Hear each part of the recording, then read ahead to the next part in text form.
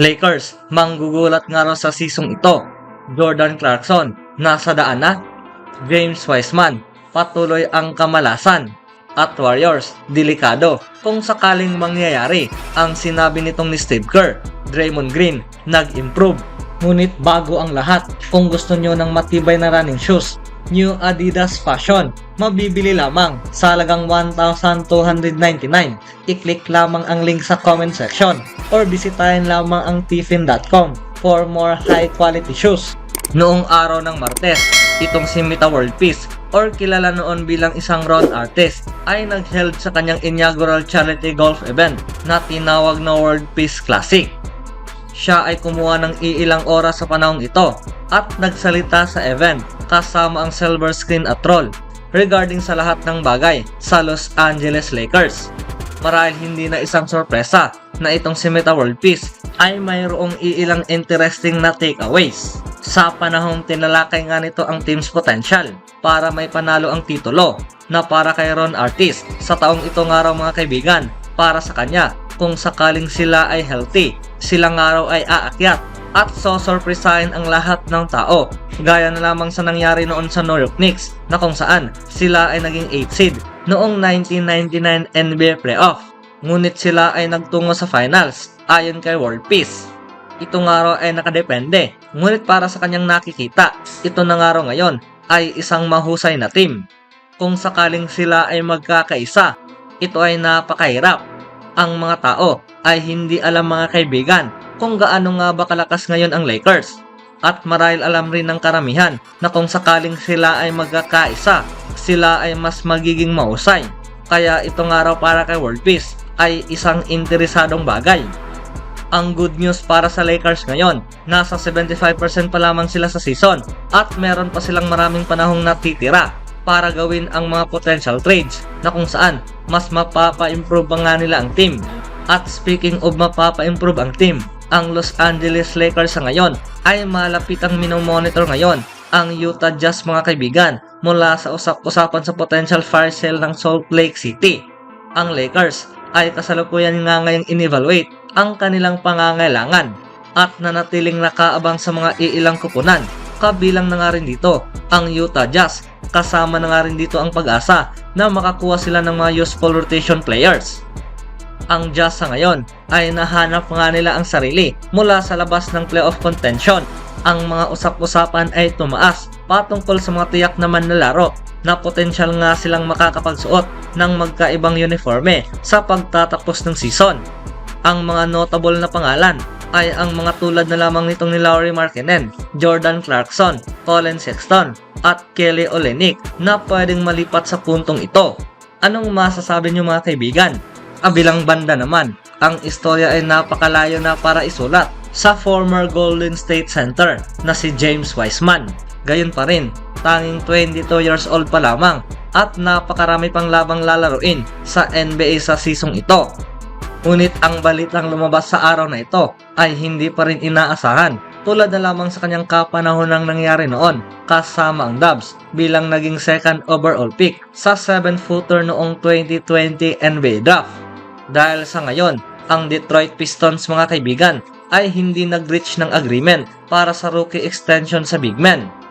Ang araw na ito ay ang deadline para sa mga manlalaro na nasa kanilang huling taon na mula sa kanilang rookie scale contract, na kung saan ito ang halos na pwedeng makuha para sa mga 2020 first rounders na mag-sign ng extension. Si Wiseman sa ngayon ay gayon pa rin, under contract pa patungong 2022 to 24 season. Dahil ang Warriors ay kinuha ang kanyang 4th year option noong huling taon. Bilang naging resulta, siya ay igugugol ang kanyang taon kasama ang Pistons at makakuha ng bayad na nagkakahalaga ng $12.1 million bago pa man siya papasok bilang isang restricted free agent sa susunod na summer.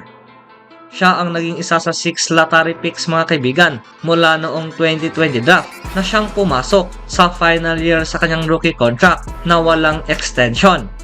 Dito'y naging kasama nga niya mga kaibigan ang Chicago Bulls na si Patrick Williams bilang pinili sa number 4 at ang Cleveland Cavaliers na si Isaac Okoro sa number 5 at ang kanyang teammate na si Killian Hayes bilang number 7, Indiana Pacers na si Obi Toppin na pinili sa number 8 ng New York Knicks at New Orleans Pelicans na si Kera Lewis Jr. bilang pinili sa number 13.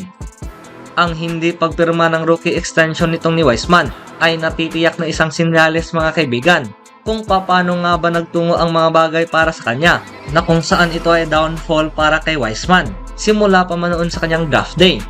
Ang mga bagay ay naging posibleng rason dahil sa kanyang paghihirap mula sa kanyang naging performance, injuries at mga playing time.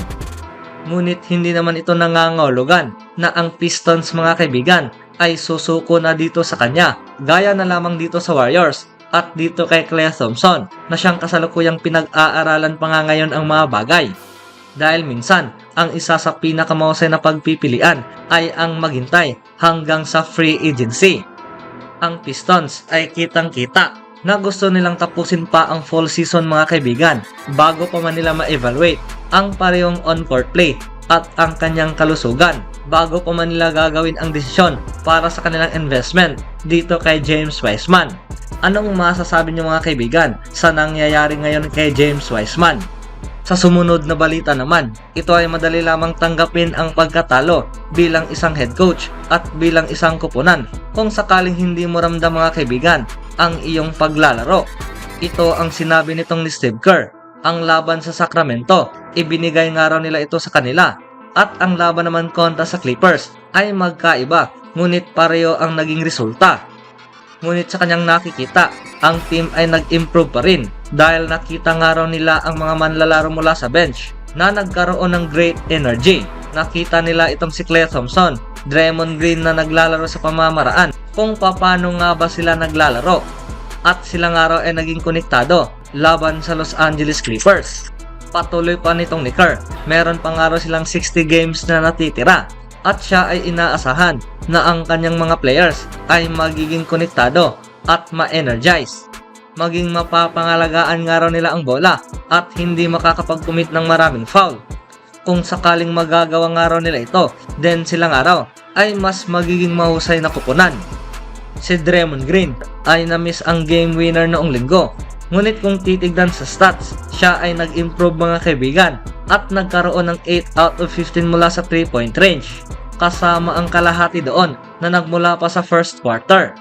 Siya ay nagkaroon ng more 3-pointers sa loob ng 12 games sa season ito kumpara sa kanyang ginawa noon na 46 games mga kaibigan nitong huling nakaraang 2 seasons.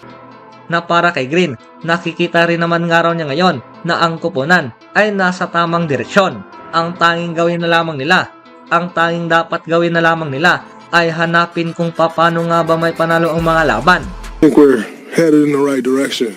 I think you gotta learn how to win too, though. Like every year, groups are different, and each year that particular group has to learn how to win. And always do it on my own, so I gotta get through it. And the only thing I know is to love what I'm doing. Never give up, never slow till I finally prove it. Never listen to the no's, I just wanna keep moving.